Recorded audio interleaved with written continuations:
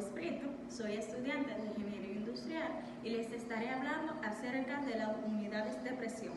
Unidades de presión. Entre las unidades de presión tenemos el Pascal, que es una unidad de presión pequeña y se utiliza en una amplia variedad de aplicaciones científicas, técnicas e industriales.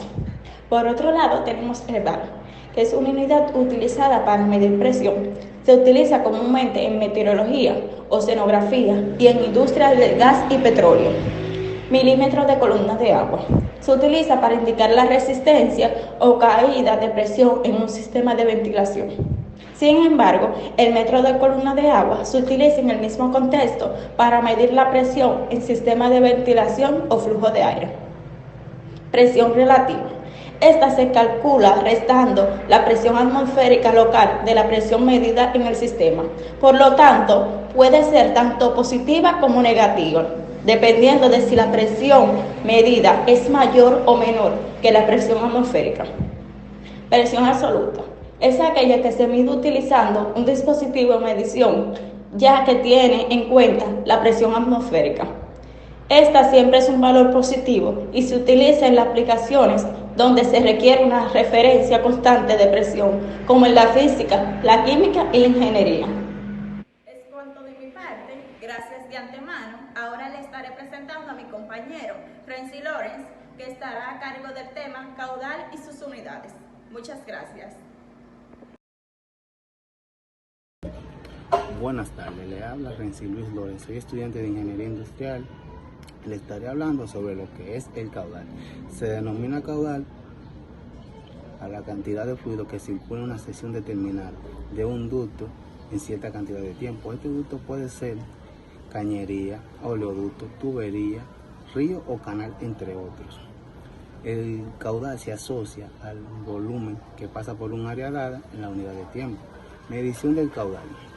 El caudal en la ingeniería y física es la cantidad de fluido que circula por la unidad de tiempo en determinado elemento o sistema. Su unidad de medida y expresión es la unidad de volumen y se divide por la unidad de tiempo. Por ejemplo, en ríos o arroyos, el caudal se expresa en metros cúbicos por segundo. Para el cálculo de caudal, en este caso se calcula multiplicando la sección transversal media de un tubo de corriente por la velocidad media de un fluido de un tubo de corriente. Entonces el caudal total sería la suma del caudal en cada una de las secciones de un río. Hasta aquí, maestro, lo dejo con mi compañero Carlos. El caudal es la cantidad de agua que se lleva en una corriente de fluido. Esta se mide normalmente entre litros por segundo, pero también se puede expresar en minutos. Caudal de agua recomendado para el uso doméstico. Una vivienda puede tener entre 2 o más caudales de agua, una para agua caliente y una para agua fría. El caudal recomendado para el uso doméstico es entre 10 y 18 litros por minuto. ¿Por qué? En viviendas con 2, como le dije, o más baños, es fundamental que el caudal sea de 14 milímetros o superior para poder usar entre 2 puntos de agua caliente a la vez. En términos de hidrología, el caudal se define como el volumen de agua que fluye en un río o arroyo en un momento dado. ¿Qué es el factor de simultaneidad? Cuando hablamos del factor de simultaneidad, podemos decir que es aquel que se utiliza para descubrir cuántas potencias eléctricas necesita una vivienda mediante una sencilla fórmula.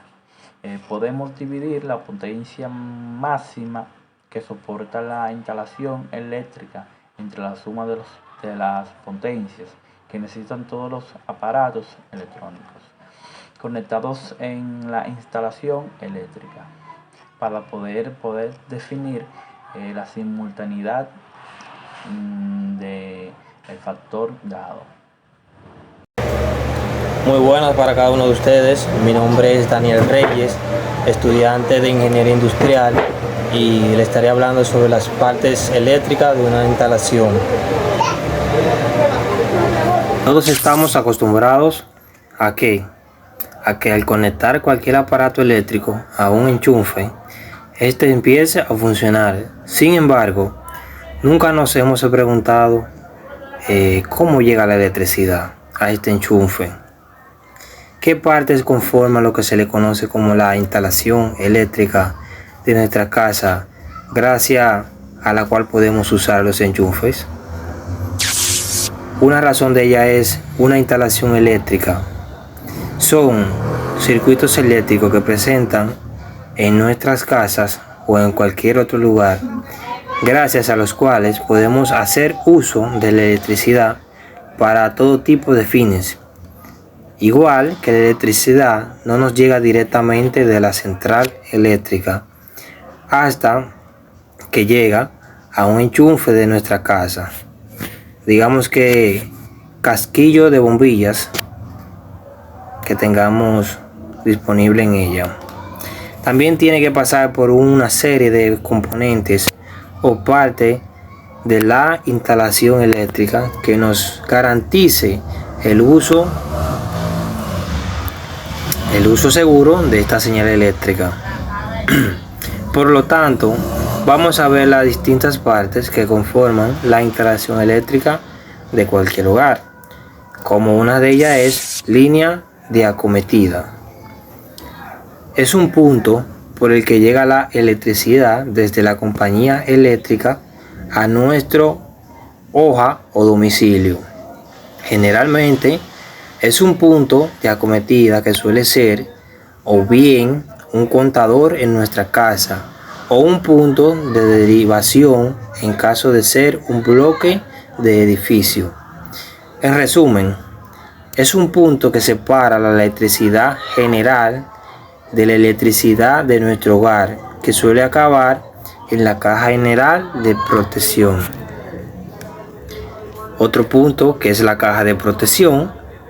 Esta es, como su nombre lo indica, una caja que suele estar fabricada de materiales aislantes y cuya principal finalidad es permitirnos separar de nuestra forma segura la línea acometida, entre paréntesis digamos que el exterior, de la línea repartidora al interior. Además de como medida de protección se utiliza para delimitar la responsabilidad entre la compañía eléctrica de la caja hacia afuera y de la responsabilidad de los propietarios de la caja hacia adentro. Otro punto que hay que también desarrollar es la línea de repartidora, también conocida como la línea general de alimentación, como sus siglas lo indican, LGA. Es la línea eléctrica que le salen de la caja general de protección y los contadores de un domicilio. Centralización de contadores, tanto en domicilios individuales como en edificios comunitarios. Es obligatorio que los contadores estén centralizados en un habitáculo o espacio reservado para ellos y, de ser posible, ser protegido de manipulación, y este espacio se le considera como cuarto de contadores o centralización de contadores. Otro punto es el interruptor de control de potencia, ICP.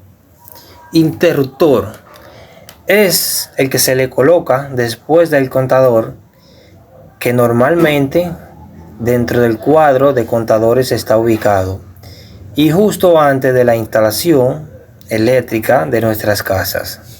Su objetivo es evitar que los clientes pudieran usar más energía de la contratada, y este interruptor cuenta con un precinto para evitar que se manipule para usar energía de la contratada, y cuando se supere el límite, este salta automáticamente y corta la conexión con la línea repartidora. Cuando el ICP corta la señal de la casa, tenemos que desconectar dispositivo de la red para deliberar tensión y esperar unos segundos para volver a montarlo y volver a poder usar electricidad. Toma de tierra del edificio. Esta es una conexión que deben tomar todos los edificios hoy en día, que se encarga de deshacer a tierra todo tipo de corriente no deseada en su casa, como por ejemplo, la toma de tierra es lo que impide que en caso de hacer una derivación de corriente nos electrocutemos al tocarla. Por último, otro punto, es la salida de luz a los interruptores. Tras todo lo anterior, encontraremos en nuestro hogar lo que se le conoce como la salida de luz, es decir, todo el punto al que podemos conectar cualquier dispositivo, así por ejemplo los casquillos de bombilla o los enchufes, que son la salida de luz más habituales dentro de cualquier hogar. Esta es mi breve explicación. Muchas gracias y pasen buenas. Como pudieron ver, el desarrollo de cada una de las partes eléctricas de una instalación ya lo voy a dejar con mi compañero Carlos. Buenas tardes, mi nombre es Carlos David de la Cruz, estudiante de Ingeniería Industrial, tomando la asignación con el profesor Santiago Sonrilla. La materia es Diseño de Sistemas de Plantas Industriales 1, Instalaciones, Saneamiento, Tubería de evacuación, sifones y arquetas. Las instalaciones, saneamiento y tubería de evacuación, sifones y arquetas y algo que utilizamos a diario. ¿Para qué sirven? Para el saneamiento de la población y la evacuación. Las tuberías son conductos donde conduce el agua. Los sifones son algo para que no haya mal olor. Las arquetas, conocido como cético, es para el desperdicio de la evaluación. Llámese arqueta, es algo donde se acumula el desecho. En dado caso se te cae una partícula, una llave, puede ser en una industria, y tú puedes ir a la arqueta o cético, la destapa y ve que esté ahí acumulado. Y para darle mantenimiento, si en dado caso se tapa la tubería, se va al sifón, del sifón se va a las arquetas, que eso es algo vivir de los plumeros, que van con tuberías, arquetas, codo, T, codo 45, codo 90, codo recto. Y nosotros que estamos estudiando ingeniería industrial debemos conocer todo eso, si en dado caso trabajamos en una industria y hay un mantenimiento que hay que dar para saber por dónde podemos partir y cómo se llaman esos conductos que se usan dentro de la tubería y saneamiento. Hasta ahí fue mi participación, profesor. Buenas tardes y gracias a todos.